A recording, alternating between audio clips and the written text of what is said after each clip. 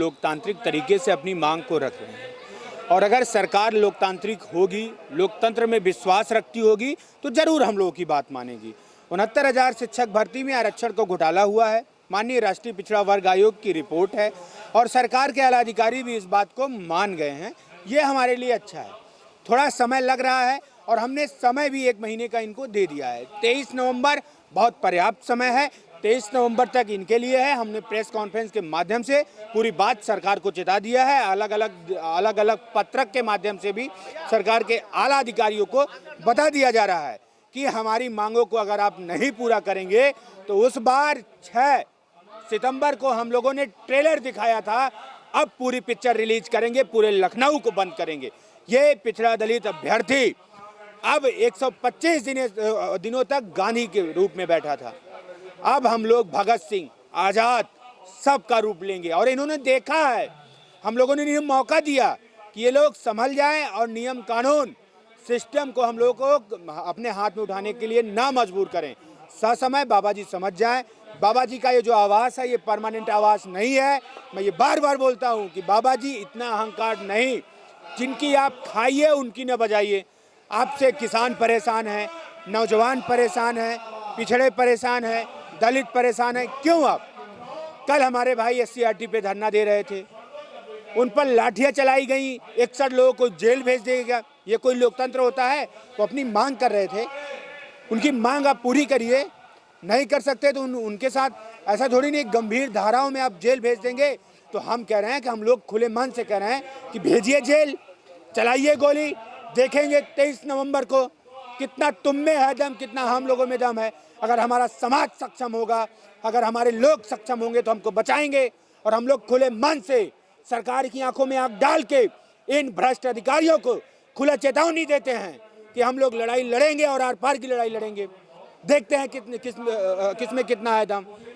तो 69,000 शिक्षक भर्ती में आरक्षण घोटाले को बाबा जी समय है, अभी समझ जाए। मीडिया के माध्यम से, प्रेस के माध्यम से और हम लोग प्रेस नोट के माध्यम से भी आपको बताया जा रहा है। जताइए। ये गोदी मीडिया, ये जो 125 दिन से बैठे हैं वो लोग नहीं दिखाए। धन्यवाद है JMD खबर का, जो हम लोग लगातार पहले दिन से, और ये लोग आगे बढ़ेंगे। ऐसा नहीं है कि तुम्हारा मोनोपोली हो गया है किसी चीज़ को लेकर के। मीडिया में जो संघर्ष करेगा और जो धरने पे संघर्ष करेगा और जो सड़क पे संघर्ष करेगा वो कहीं ना कहीं तुम्हें जवाब देगा। आपको न्याय साथ मुद्दे हमारे भले ही अलग हों, लेकिन मंजिल एक है, वो भी हमारे साथी ही हैं और इसी भर्ती से हैं।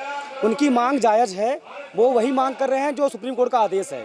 तो सरकार की ये तानाशाही जो रवैया है, मैं उस पर थोड़ा सा दुखी हूँ इस बात से कि ये तानाशाही किस बात की है।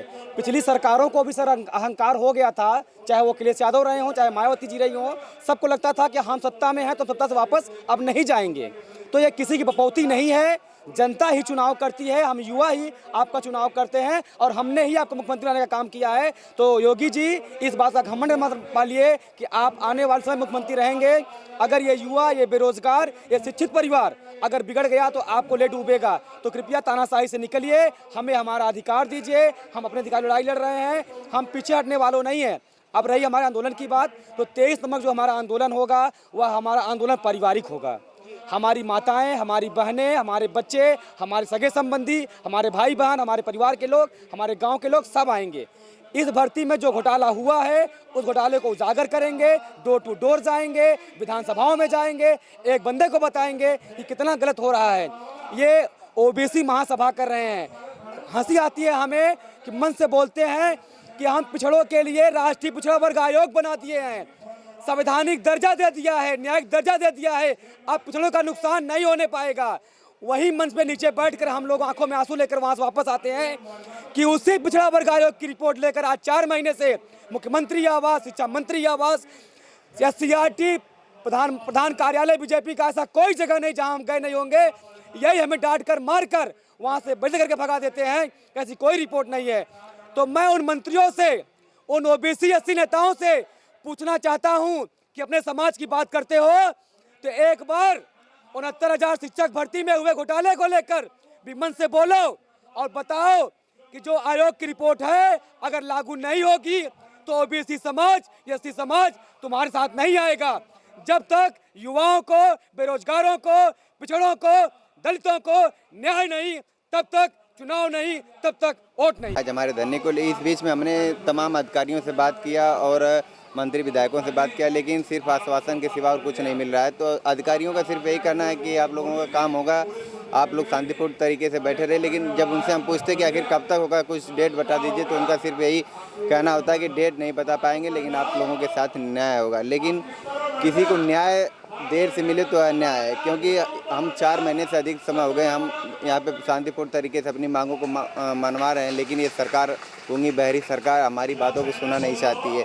नहीं तो 104 महीने बहुत होते हैं किसी को न्याय करने के लिए, क्योंकि सरकार को राष्ट्रीय पिछड़ा वर्ग आयोग की रिपोर्ट को ही लागू करना है और कुछ नहीं। लेकिन ये सरकार राष्ट्रीय पिछड़ा वर्ग आयोग की जो कमेटी थी उसको भी छोटा साबित करके अपनी कमेटी बनाई।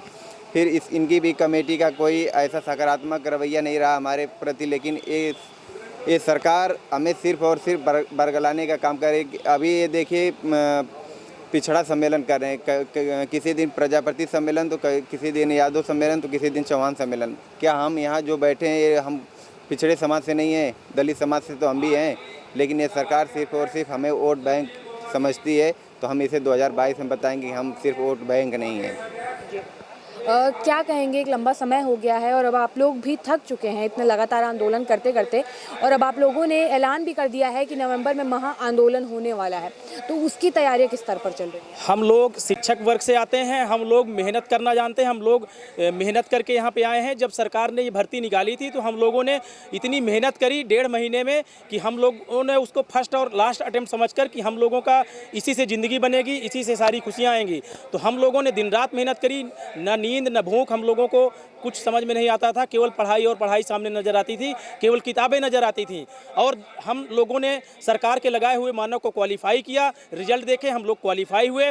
बट जब शिक्षक भर्ती की पूरी चयन लिस्ट आती है जिसमें 69,000 शिक्षक भर्ती की लिस्ट होती है, उसमें हम लोगों का लेकिन नाम नहीं होता है, तो हमको कुछ आशंकाएँ होती हैं। हम इसको लेकर जिसको ये ढिंढोरा पीटते हैं, सीना पीट के चिल्लाते हैं कि हम लोगों ने आप लोगों के लिए पिछड़ा वर्ग आयोग बनाए हैं, न्याय देने के लिए पिछड़ों के लिए, और आप लोगों के लिए उप मुख्यमंत्री बनाए हैं। तो हम लोगों को मतलब संभावनाएं बढ़ जाती हैं, तो हम लोग जाते हैं उन संभावनाओं को लेकर और 1 साल तक वहाँ पे लड़ाई करते हैं, सुनवाई कराते हैं। तब जाके ये फाइंडिंग होती है कि हम लोगों के जो हकमारी हुई है आरक्षण घोटाले पे, वो 27% की जगह में मात्र 3.86% और 80 भाइयों को 21% की जगह में 16.6% रिजर्वेशन दिया गया। तब हमको लगता है कि हमको ये गलत नीतियाँ अपनाकर ये बाहर कर दिया गया। और सरकार से कई बार हम लोगों ने इसको लेकर गुजारिश करी, चाहे विभाग हो, चाहे कोई मंत्री रहा हो, हर जगह हम लोगों ने केवल आश्वासन पाया। और जब हम लोग महाधरना के डेट डिसाइड कर देते हैं तो ये हम लोगों के साथ बैठ के चुपड़ी बातें करेंगे, मीटिंगें करेंगे, और उसके बाद एक टाइम बाउंड कर देते हैं कि हम लोगों का, आप लोगों का निस्तारण कर देंगे इतने दिन में आपका मैटर। लेकिन ये हमेशा 4 महीने से आज 125 दिन होने के हो गए और ये केवल आश्वासन पे आश्वासन। तो हम लोग शिक्षक हैं, कोई मूर्ख नहीं है, हम लोग अपना हक लेना जानते हैं। हम लोग ये हक की लड़ाई लगातार करते रहेंगे और जब तक हमको न्याय नहीं मिल जाएगा, हम लोगों ने इसके लिए महाधरने का ऐलान किया है। और इस बार महाधरने के पहले कोई मीटिंग नहीं मिलेगी, हम लोग करेंगे। आप 27 वाला है हक हमारा, हम छीन के लेंगे, हम छीन के लेंगे।